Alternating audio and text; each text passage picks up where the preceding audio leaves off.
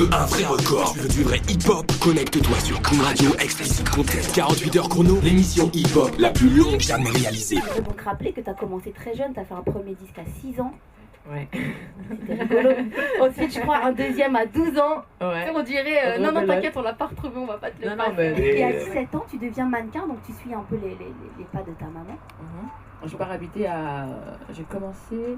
En fait, j'étais partie faire des go-NC, donc tu vas voir les photographes pour savoir si tu vas pouvoir fonctionner dans le métier. Je suis partie à Vienne pour une semaine et je suis restée 1 an et demi. Avec du recul aujourd'hui, je peux dire, ouais, alors j'ai fait de la télé, j'avais cette émission, c'était une stratégie, un plan quinquennal en me disant, voilà, après, je vais emmener le public de la télé jusqu'au magasin de disques. Ouais. Ça, c'est ce que je dis, mais c'est pas vrai.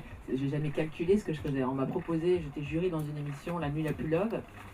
Laurence Aupetit, qui était au programme d'M6, m'a convoqué dans son bureau suite à cette émission-là.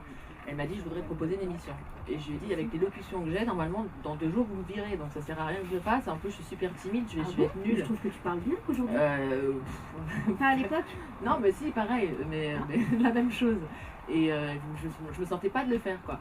Et finalement, elle m'a prise et elle m'a gardée, elle m'a filé cette émission différente. J'ai quand même commencé sur le plateau de Bercy, Dance Machine, 17 000 gamins live. Ah oui, on m'a mis un micro dans la main, on m'a dit hey. J'ai dit ok, super. C'était assez violent et finalement j'ai bien aimé ça. Et c'est vrai que après, quand j'ai arrêté la télé et que j'ai commencé à chanter, le public de la télé est allé dans les magasins de disques, donc c'était pas un truc calculé. Donc je te donne la question de Laure Milan. Laure Milan disait, est-ce que tu es consciente, est-ce que tu sais que toutes les chanteuses d'aujourd'hui t'ont écouté à l'époque, notamment Dieu m'a donné la foi ou tout l'album No Suicide. D'ailleurs, elle avouait qu'elle l'a chanté même en karaoké.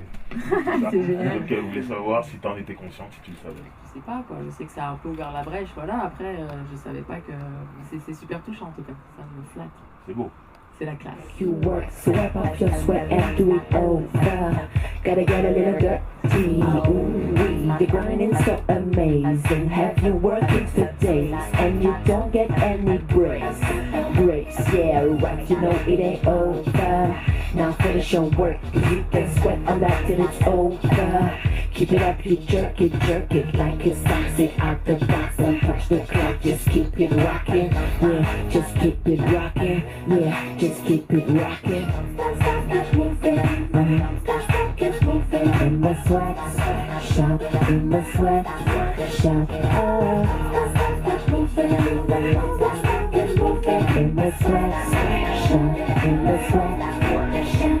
Gotta get up. Ça fait longtemps que j'ai pas fait d'album, donc c'est toujours intéressant de voir l'évolution et c'est chanté différemment. C'est pas ambiance années 90 avec 2 vibes secondes, c'est chanté avec le cœur, avec les tripes, mignon, c'est propre, ça sonne ricain, c'est propre, ça sonne ricain. Voilà, ça fait danser, ça fait je dis encore superbe, ça fait lover. Superbe clip de Affection. Ouais, pour ceux qui n'ont pas encore vu le clip, ils peuvent le trouver où? Partout sur internet, bien évidemment, partout, en télé déjà. En télé, il est sur pratiquement toutes les chaînes. Kun Radio, la première radio numérique en son HD.